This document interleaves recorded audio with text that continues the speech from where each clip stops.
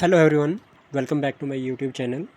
Today we will discuss about the class 11th mathematics exercise number 2.2, that is the chapter is relations and function. Question number 1,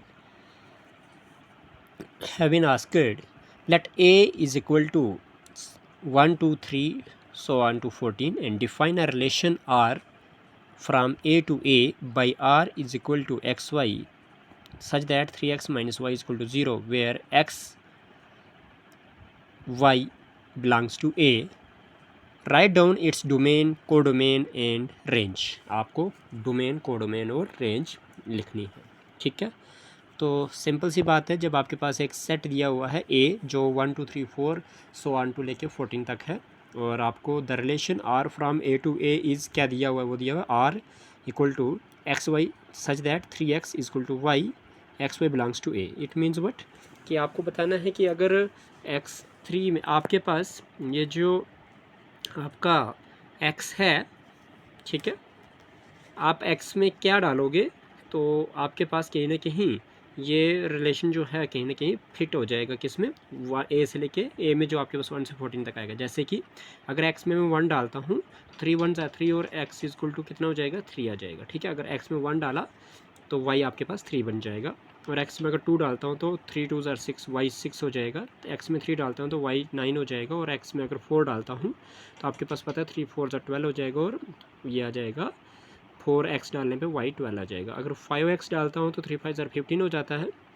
तो y तो 15 हमें चाहिए नहीं क्योंकि 14 तक ही आपके पास एलिमेंट्स. इसलिए x की वैल्यू आपके पास 1 से लेके 4 तक आई और y की वैल्यू आपके पास 3 6 9 और 14 आई. ठीक है, इस तरह से.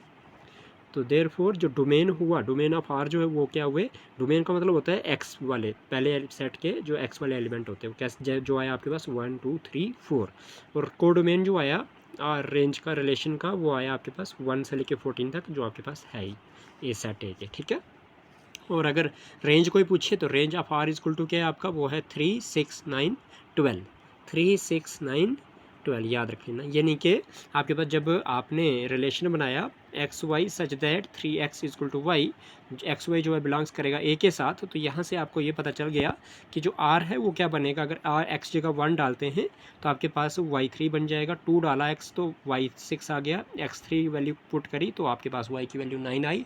x की वैल्यू 4 पुट करी तो y की वैल्यू 12 आई. तो इट्स मीन्स आपको पता लग गया कि यहाँ से जो x जो x के वैल्यू हैं वो सारी आपकी डोमेन कहलाएंगी और आपकी रेंज जो होगी वो y की वैल्यूज़ कहलाएंगे. तो याद रखें आपके पास 1 2 3 4 जो है वो x है, तो डोमेन आ गया आपके पास रिलेशन का 1 2 3 4. और आपके पास 3 6 9 14 जो है, सॉरी 9 के बाद 12 जो है वो कहीं ना कहीं रेंज है y है, तो वो रेंज में आ जाएगी आपके पास. Range of R equal to क्या आ जाएगा, 3 6 9 12. उम्मीद करता हूँ आपको समझ आ चुकी होगी. कोडोमेन भी पता लग गया होगा. कोडोमेन का मतलब होता है पूरा जो सेट होता है उसको कोडोमेन कहा जाता है. ठीक है, तो अगली वीडियो में बात करेंगे हम क्वेश्चन नंबर 2 की, एक्सरसाइज नंबर 2.2 की. Thank you so much. Keep like and subscribe.